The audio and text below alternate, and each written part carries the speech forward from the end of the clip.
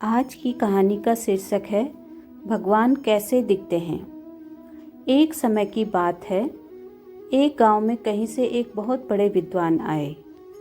विद्वान से मिलने गांव के सभी लोग एवं सभी धर्मों के गुरु आए।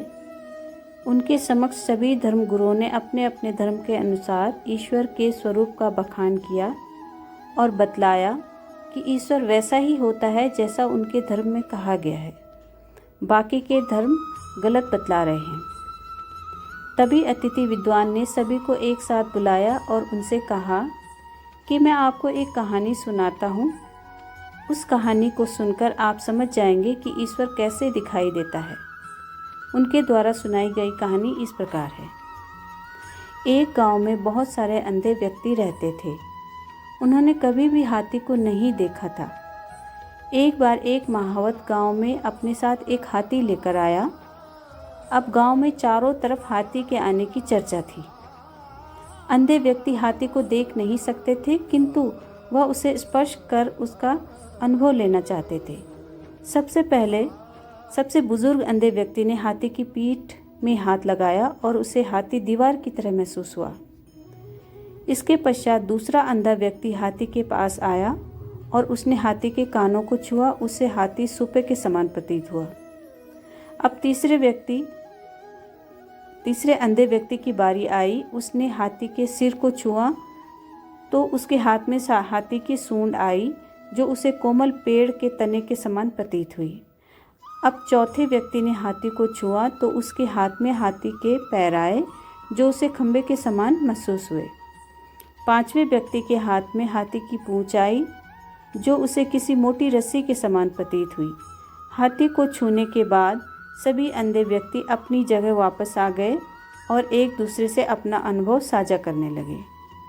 पहला व्यक्ति बोला, भाई हाथी तो दीवार की तरह होता है। उसकी बात सुनकर दूसरा व्यक्ति ने कहा, नहीं, हाथी तो सूपे की तरह होता है। तीसरा व्यक्ति बोला, हाथी ना तो दीवार की तरह होता, न ही सूपे की तरह। हाथी तो कोमल पेड़ के तने के समान होता है। तीसरे व्यक्ति की बात सुनकर चौथा व्यक्ति बोला, नहीं, तुम सब गलत बोल रहे हो। हाथी तो खंबे के समान होता है। अंत में पांचवा व्यक्ति कहता है, आप लोगों को तो कुछ भी नहीं मालूम। हाथी तो एक मोटी रस्सी के जैसा होता है। इस तरह उन पांचों व्यक्तियों ने आपस में बहस होने लगती है। सभी को लगता है कि वे ही सही हैं, बाकी सब गलत। उन सब की बहस ने आपसी झगड़े का रूप ले लिया। तभी वहाँ से एक विद्वान व्यक्ति गुजर रहा था। उसने सभी अंधों से उनके झगड़े का कारण पूछा। सभी अंधों ने अपने अपने कारण बताए।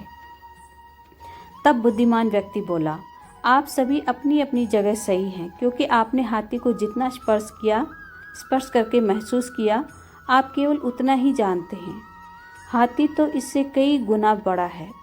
जिसने जो स्पर्श किया अपने अनुभव से वह वही बता रहा है और वह सत्य भी है। ठीक है, इसी तरह ईश्वर भी होता है।